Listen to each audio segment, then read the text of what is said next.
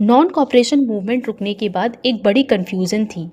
सवाल सिंपल था, अब आगे क्या?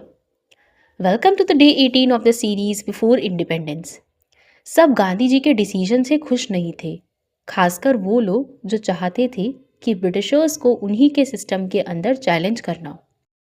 और इसी सोच से 1923 में एक नई पॉलिटिकल पार्टी बनी जिसका नाम था स्वराज पार्टी। इस पार्टी का मानना था अगर काउंसिल एग्जिस्ट करती है तो हम वहाँ जाकर ब्रिटिश लॉज को ब्लॉक करेंगे, उनकी पॉलिसीज़ को एक्सपोज करेंगे और उनका काम मुश्किल बना देंगे। स्वराज पार्टी का एम था कि काउंसिल के अंदर रहकर ब्रिटिश गवर्नमेंट को अनकंफर्टेबल बनाना। ये कोई सॉफ्ट फाइट नहीं थी, ये एक स्मार्ट पॉलिटिकल स्ट्रैटेजी थी। इसके लीडर्स थे CR दास और मोतीलाल नेहरू। ये दोनों मान रहे थे कि फ्रीडम का रास्ता सिर्फ एक मेथड से नहीं निकलेगा।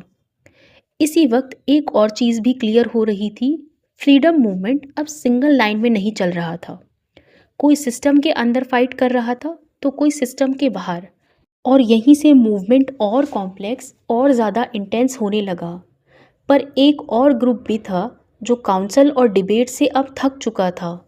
ये थे यंग इंडियंस, जिन्हें लगता था ब्रिटिश रूल सिर्फ स्पीचेस से नहीं हटेगा। इनके लिए फ्रीडम सिर्फ डिमांड नहीं, इमरजेंसी बन चुकी थी। और इसी सोच से 1920s में रिवॉल्यूशनरी ऑर्गेनाइजेशन उभरने लगी।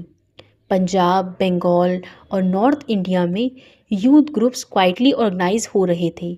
ये लोग मान रहे थे जब लॉज ही अनजस्ट हो तो उसे तोड़ना भी रेजिस्टेंस होता है। और यहीं से फ्रीडम मूवमेंट का एक नया फेज शुरू होता है, रिवॉल्यूशनरी फेज। और इस फेज में वर्ड से ज़्यादा एक्शन पर भरोसा था। ब्रिटिश गवर्नमेंट के लिए ये फेज सबसे ज़्यादा डेंजरस था, क्योंकि पहली बार सिस्टम के अंदर भी प्रेशर था और सिस्टम के बाहर भी। काउंसिल में स्वराज पार्टी ब्रिटिश को ब्लॉक कर रही थी और ग्राउंड लेवल पर यंग रिवॉल्यूशनरी फियर क्रिएट कर रहे थे। मतलब ब्रिटिश एक साइड से नहीं, हर डायरेक्शन से चैलेंज हो रहे थे। और यहीं से ब्रिटिश रूल के सबसे बड़ी वीकनेस क्लियर होने लगी। वो इंडिया को कंट्रोल तो कर रहे थे पर इंडिया को समझ नहीं पा रहे थे। आगे क्या हुआ वो हम नेक्स्ट पार्ट में देखेंगे। Till then wait for the next part and please do subscribe my YouTube channel important facts.